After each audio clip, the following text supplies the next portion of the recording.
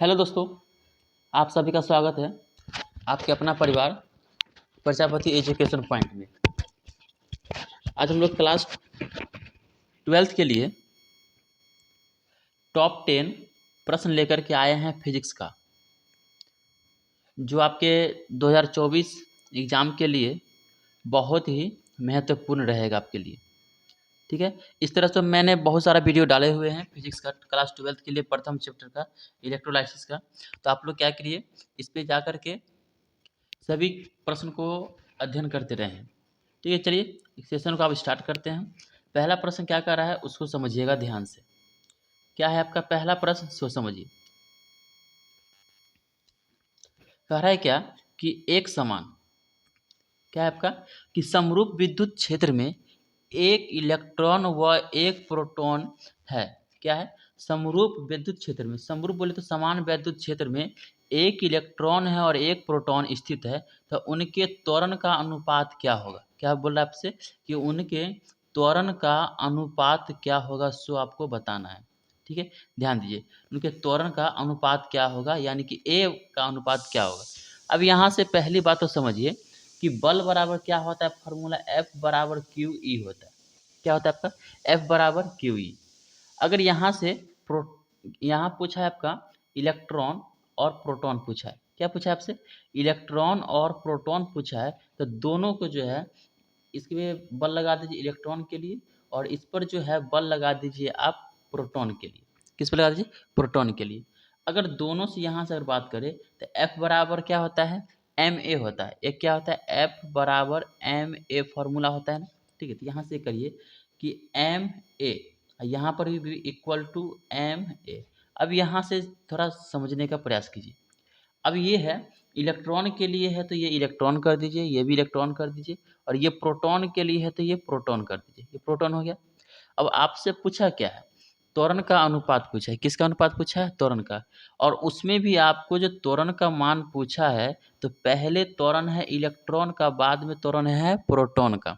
तो पहले इलेक्ट्रॉन का त्वरण ले लीजिए, उसके बाद में क्या कर दीजिए, प्रोटॉन का त्वरण कर दीजिए, और बराबर हो जाएगा ये हो जाएगा आपका प्रोटॉन का मास, और ये हो जाएगा आपका इलेक्ट्रॉन का मास। तो हो जाएगा आपका क्या, यही आपका आंसर हो जाएगा, एम पी बट्टे एम ई। ऑप्शन नंबर क्या हो जाएगा, बी इसका राइट आंसर हो जाएगा।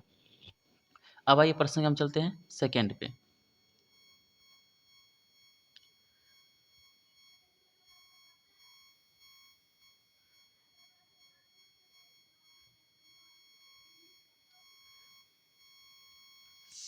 अब आइए प्रश्न क्या सेकेंड कह रहा है कि वैद्युत क्षेत्र ई और विभव भी के बीच संबंध क्या होता है। तो वैद्युत क्षेत्र ई, वैद्युत क्षेत्र को ई से सूचित किया जाता है।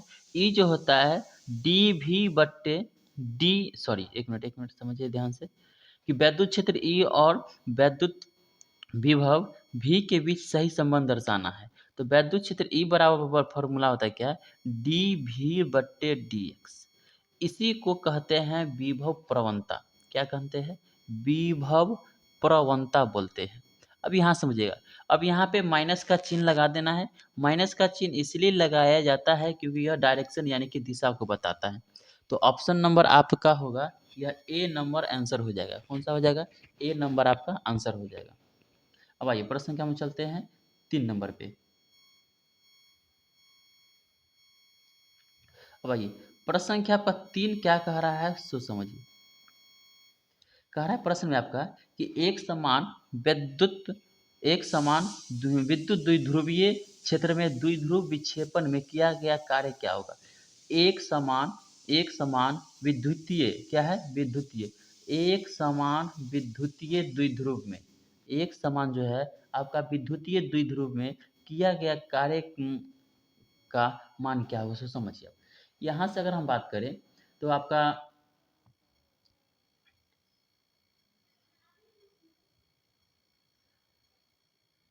W बराबर क्या होता है, सो समझिए। अगर यहाँ से अगर बात किया जाए कि W बराबर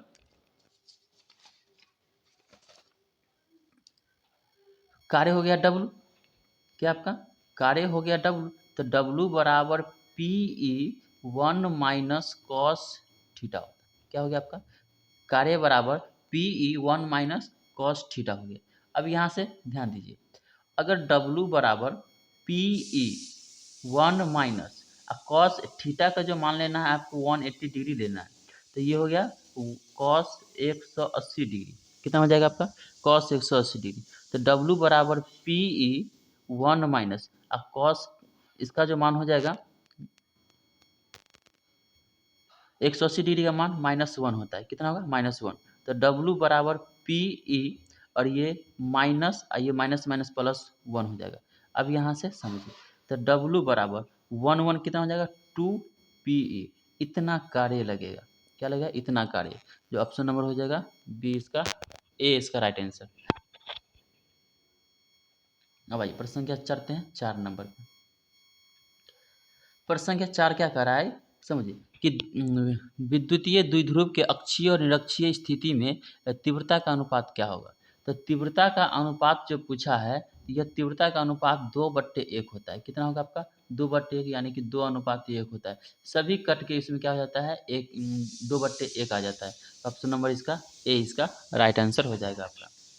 अब आइए यहाँ से हम चलते हैं।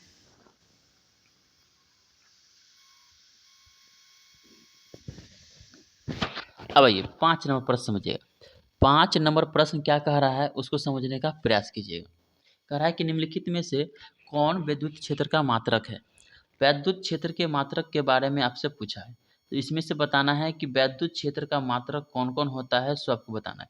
तो वैद्युत क्षेत्र का मात्रक ये भी होता है और ये भी होता है, मतलब यहाँ पर आंसर हो जाएगा आपका दोनों। दोनों इसका सही राइट आंसर है, ए और बी दोनों वैद्युत क्षेत्र का मात्रक है। अब आइए प्रश्न संख्या में चलते हैं 6 नंबर पे। प्रश्न संख्या 6 क्या कह रहा है कि वैद्युत धारिता का ऐसा मात्रक क्या होता है। वैद्युत धारिता का ऐसा मात्रक क्या होता है। तो वैद्युत धारिता का ऐसा मात्रक फैराड होता है। क्या होता है आपका फैराड होता है। ऑप्शन नंबर ये डी हो जाएगा। ये डी आपका राइट आंसर हो जाएगा। ऑप्शन नंबर कितना हो जाएगा आपका डी, इसका राइट आंसर हो गया। अब आइए चलते हैं प्रश्न संख्या 7 नंबर पे। अब आइए 7 नंबर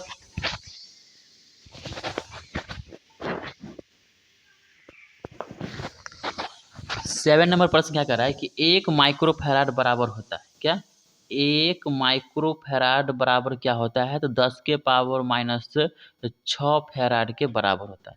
1 माइक्रोफैराड बराबर 10 के पावर माइनस 6 फैराड के बराबर होता है। अगर यहीं पर हम पूछ दे 1 पीको फैराड बराबर क्या होता है, तो पीको फैराड बराबर 10 के पावर माइनस 12 फैराड के बराबर होता है। तो ऑप्शन क्वेश्चन में तो कहा है आपसे कि 1 माइक्रोफैराड कितना होता है, 10 के पावर माइनस 6। तो ऑप्शन नंबर ए इसका राइट आंसर हो जाएगा। प्रश्न संख्या 1 का 7 का, प्रश्न संख्या 7 का ए इसका राइट आंसर। अब आइए 8 नंबर पे। 8 नंबर प्रश्न क्या कह रहा है सो समझिए। कह रहा है कि 9 किलोमीटर, कितना है आपका कि 9 किलोमीटर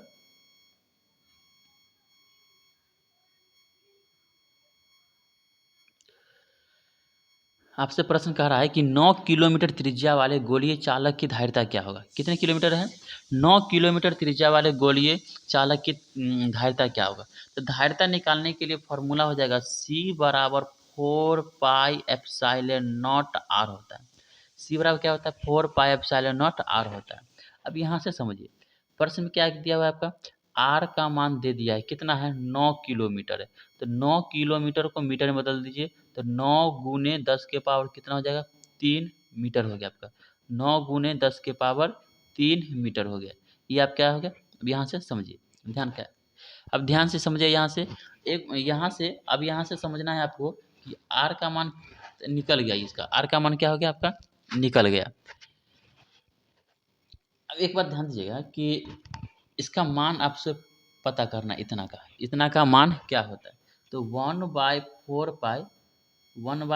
पाई एप्सिलॉन नॉट का मान कितना होता है 9 गुने 10 के पावर 9 होता है। 1/4 पाई एप्सिलॉन नॉट का मान क्या होता है 9 गुने 10 के पावर 9।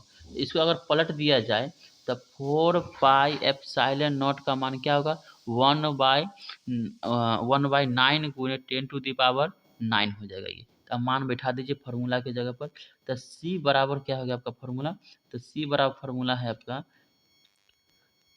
4πε0r। तो c बराबर इसका मान कितना हो जाएगा आपका, तो 1/9 इंटू 10⁹ और गुने हो जाएगा कितना, आर का मान कितना हो गया, 9 गुने 10⁻3 आ गया। कितना आ गया, 9 गुने 10⁻3। ये 9 से 9 कैंसिल हो गया। अब यहाँ समझे, ये 10⁻9 है, प्लस में ऊपर जाएगा तो क्या हो जाएगा, माइनस में हो जाएगा।